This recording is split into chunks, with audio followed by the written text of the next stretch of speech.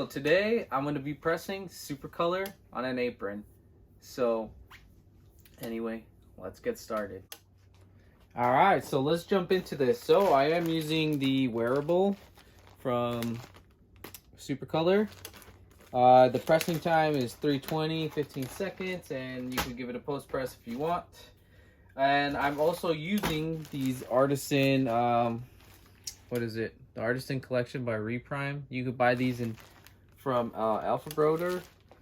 So yeah, and let's see, what else am I using? I'm using a ruler. I'm using a pressing pillow and a Teflon sheet, or I'm using butcher paper, but you could use a Teflon sheet, doesn't matter. So I'm pressing up these aprons for a buddy of mine, for one of his businesses. Sorry, I'm like looking for the trash can over here. So anyway, so what I do first to prep everything is I'm gonna just lay down the pillow, slide this out. I like to give it a pre-press just to get all that moisture out and whatnot, and then I'm gonna lint roll it afterwards. Damn press. So anyway, I'm doing this on like my no-name Chinese press, my first press ever that I bought off of I believe eBay.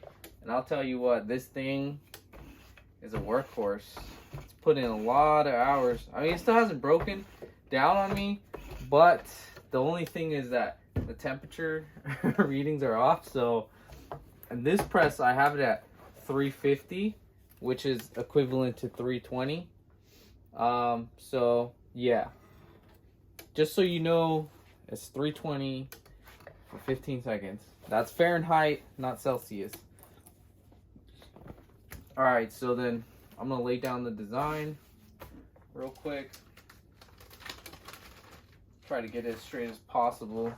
I am gonna take my time because this is a training for training purposes, and I also want to perfect this image to be center for my friend's design. I'm going 2 fingers down from the seam. I don't know if you can see it, but it's right there. Going 2 fingers down. That's about where he wanted it anyway. I'm gonna straighten this out. Just measure it real quick. Okay. It's off a little bit. I'm gonna go to the left. Double check it real quick.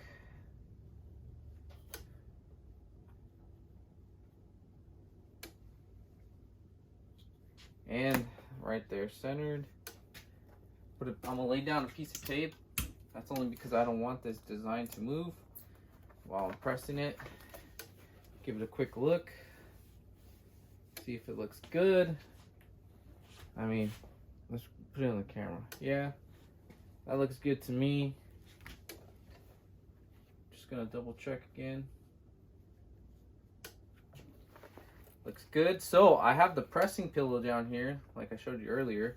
That's only because I have a seam here and I have a seam down here. So I don't want to get, obviously, I want to get even pressure, and I don't want to ruin this. And I noticed a lot of people were having issues with SupaColor. I've never had issues with them with this crappy press. I mean, I love this press, but you know, it's not a name brand, and it peels right off. I have no issues, but anyway, this is 100% cotton canvas.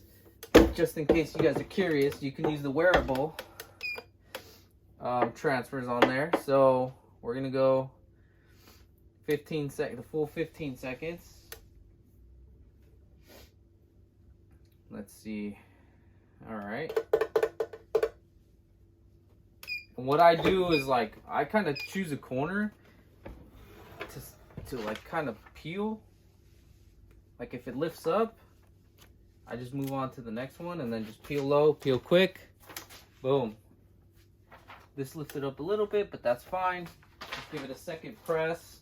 That's I do second pre-press on basically everything because I want, it's just a reassurance, right? That's all it is. So then, now we're going into second press. I'm gonna do 10 seconds on this, but that's just because I only do 10 seconds. You could do 15, 5, whatever you please. I just really want this to stick in there, like really grab and hold. So there it is.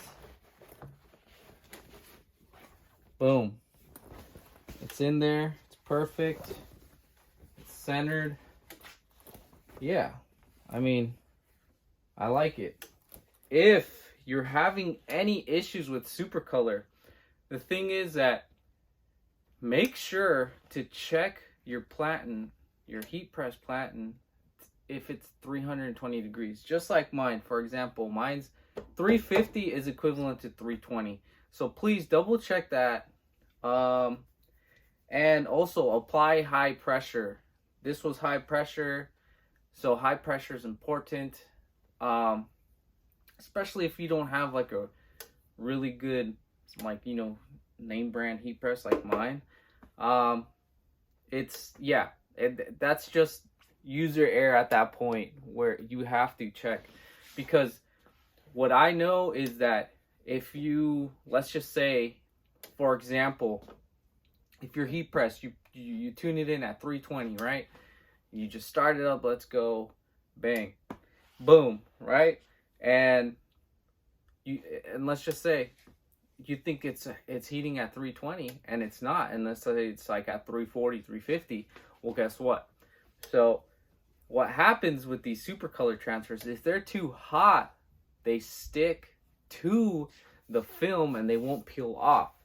So you really have to tune in to that like perfect like 320 degrees, because then it doesn't work properly. And I've tested it myself. I've gone like, oh yeah, I want to do like 350, right? And it didn't work at all. It stuck to it. But that's just the way the transfers are. They're really like spot on. So you have to, as a user, really tune into your settings, and that's very important with using like SupaColor transfers. I'm not sponsored by them. I'm not an affiliate or anything. I just want to, you know, let people know, like, is it possible to do SupaColor on 100% cotton canvas? Yeah, it is. Especially on Aprons, and you just saw me. You witnessed it. So I hope this kind of helps you out and gives you some type of like insight as to how important settings are to tune in with certain transfers. And with SupaColor, you have to be spot on. So just remember that. They're a great company. They're great transfers. Yeah. So I think that's all I have left to say. Anyway, I hope you enjoyed this like video of me pressing SupaColor on Aprons and kind of giving you a heads up as to how to tune into your settings better with these transfers. So anyway, this will conclude the video. I'm out. Peace.